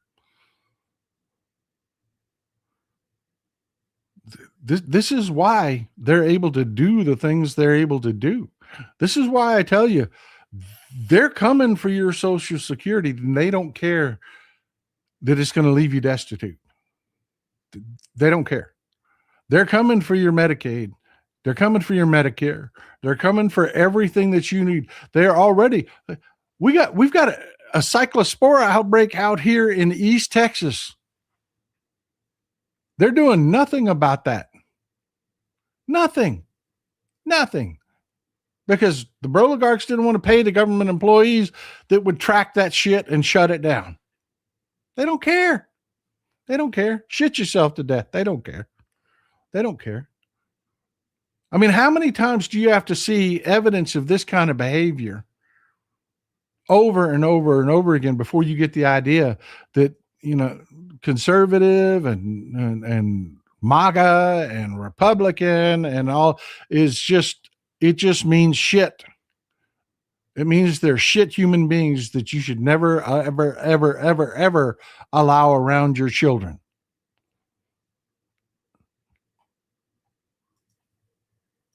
The one silver lining to this is that these sociopaths are always overconfident. They always believe that they are doing way better than they are. They always believe that you're buying all their bullshit. And Trump just put this out because the silver lining is Trump is in the shitter. His numbers are in the shitter. They really are. People have had enough. The independents, the people that aren't in the cult are breaking for Democrats 2-1. Trump wrote this: my real polling numbers, not those made up by the fake news media, are the best they have ever been. And why wouldn't they be in the with the biggest tax cuts and employment numbers ever? What the fuck, man? We've got eyes. We can read the reports. We know we saw what happened with jobs last month. We know what the economy's doing. We can see prices. We know what the fuck is going on. You saying this shit means nothing. But you've got cult members that are like, carping like seals. The biggest outside investment in America in world history. Bullshit. Eisenhower put more into America. You could not catch up to Eisenhower at this point if you wanted to. A totally secure border, a giant victory in Venezuela. Nothing's secure about our border. Ever heard of a fucking screw worm? Giant victory in Venezuela. You kidnapped a guy and then left the regime standing. Literally, his vice president just took over. The denuclearization of Iran. Do I even got to explain that one? Not to you people, I don't. Unparalleled respect and success throughout the world and much more. Don't believe the radical left's fake poll numbers. They are crooked and corrupt, just like you get where he's going here? Don't believe it's as bad as it is. Don't believe your lying eyes. Don't believe it. Worst poll numbers since Nixon. Worst poll numbers since Nixon.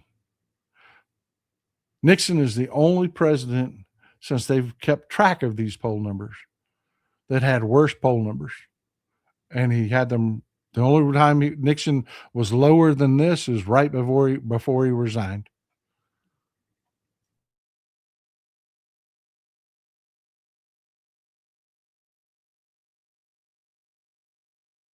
And I shit you not, this was attached to an article where these motherfuckers were trying to sell. Don't read too much into this. I shit you not. I shit you not. The media is so fucked. They are. They are. Worst poll numbers since the point. Now, Nixon had better poll numbers than this. He did. But at the point where he resigned was the only time that any president in modern history has had worse poll numbers than Donald Trump. And those numbers that you just saw are an amalgamation. They take all kinds of different polling together, including very right-wing polling. Fox News is in that number. Fox polling is in that number, just to give you an idea. This is not some lefty. I mean, this includes, right? That's why Republicans are in full freak out mode. This is why right now, do you know what's going on with Iran? Jared Kushner and Witkoff are offering Iran anything they want.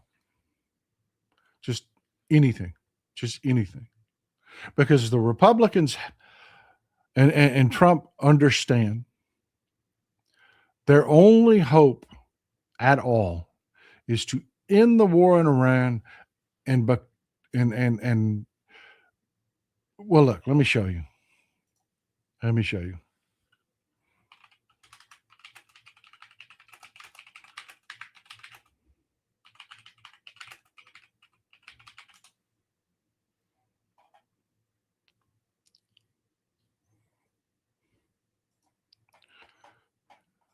Here. Just so you know, this is on the wire services. It is part of you see the video is actually running. This is not a screenshot. You can go look this up. U.S. has used virtually all of its long-range precision missiles during the Iran war, sources say.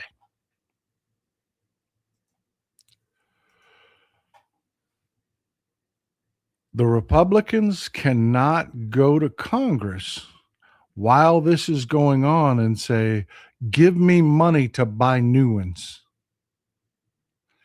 They have to do it after. They have to make some sort of even fake ass deal with Iran. And here's why. If they go to Congress now and say, we need $500 billion, we need $500 billion to replace all this hardware that we ran through and got nothing. While this is going on, that's it. There's no hope in the midterms at all.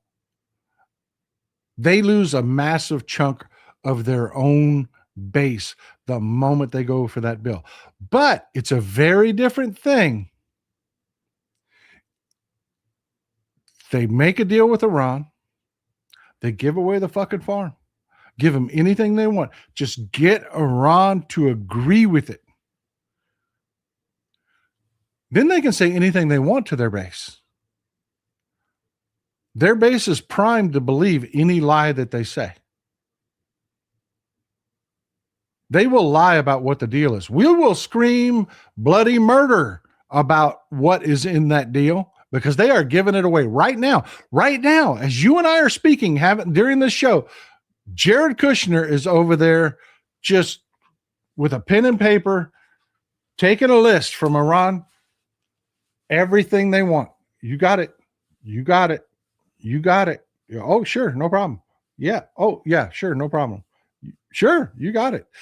Anything but Israel. Anything but Israel. Iran wants it. They're going to get it.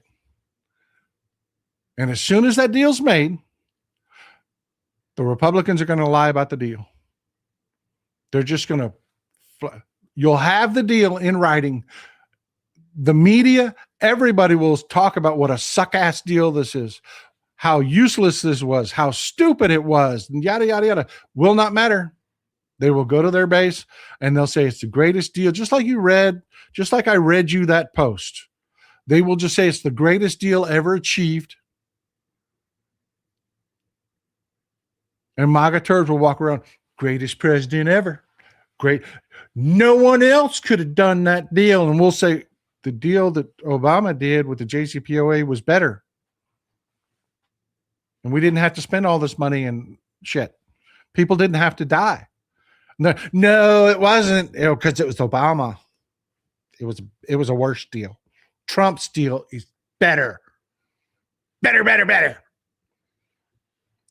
Then they can go to Congress and ask for the money and say, we did this great deal and we had to break our military to do it.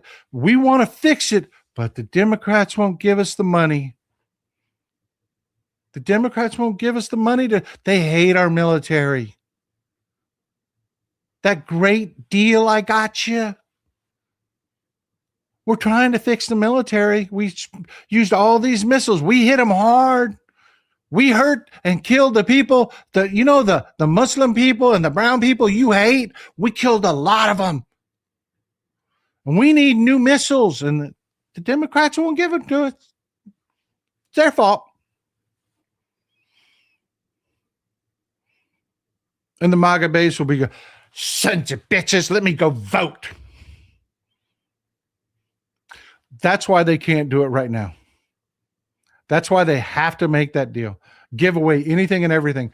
The deal has to be cemented first because they can lie about the deal and then blame it on Democrats. If they go now, before there's a deal, before there's a peace deal, everybody in the country will lose their fucking minds. They will. But if they do it after the deal, they'll lie to their base, and their base will be fine with it. It'll be our fault. Our fault. We hate the military. Bunch of commies, bunch of peaceniks, hate our military. They just do. You can hear it. You know it. That is exactly the strategy. That is exactly what they're going to do. Sheila GW, Haley Stevens graciously conceded. Man, that is fantastic. Ride or die, baby. Ride or die. I'm telling you, we're making a difference. We're making a difference. Kayla K, did you see Michigan's 8th Trump endorsed candidate loses to opponent who dropped out earlier? Oh my God. That is hilarious. That is hilarious. As your Newts and Chucky Egg should get a haircut. Who is with me? Y'all are killing me, man. Bonita Pajarita. I'm going to sing that today like Texas Paul Broadway. Bullshit. P.S. Today, my birthday, and these elections results and being here with my peeps and cafe is a blessed day from H-Town for the win. Athens, Tyler, Texas. All right. Glad you're here. Glad you're here. Glad you're here. Glad it's going good, and happy birthday. Happy birthday. Carl Rossi, whenever I hear Scott Bessent, lies. Yep. Mr. Newsom, Republican leaders make me vomit. They're disgusting. Disgusting people. Tiger Butterfly, Oman and Iran have agreed on a route through Hormuz. Yeah, that was absolutely in the works. That was an option for the show today that I didn't do. I figured we'd talk about it on Friday. Iran's just going to make side deals with everybody. They are. What we say and do isn't going to matter. It isn't going to matter. It just isn't. Linda Orndorff, Texas Paul, you do an excellent MAGA impression. Thank you. Thank you. Thank you for being a member. Thank you for being here. Jerry Ring, Trump said we're godless communists. He doesn't pray, never ask the Lord. Remember 2 Corinthians? Yeah. Never 2 Corinthians, not 2 Corinthians, like you and I say, who have actually read the Bible. No, 2 Corinthians. He doesn't pray. He asked the Lord for forgiveness and said it because he hasn't done anything to be forgiven for. Then add how this administration has become big brother. Who's the communist? Yep. Who's posted cameras frickin' everywhere, running Palantir AI software to track you? Who's doing that? You remember when Republicans used to pretend they were about freedom and they didn't want Big Brother and all? They're raving about this. They have been given a line to say, and they all repeat it. It's to take out the trash. The flock cameras are to take out the trash. It's a good thing that we've lost our freedom. Yeah. There's nothing to these people at all. Mr. Newton, ballistic missile lands on an aircraft carrier. It could happen if Trump don't back down and keeps escalating. Sooner or later, you need to resupply. I'm telling you, man, this is the failure level is extreme, just extreme. I don't even have the words to sum up how bad they failed.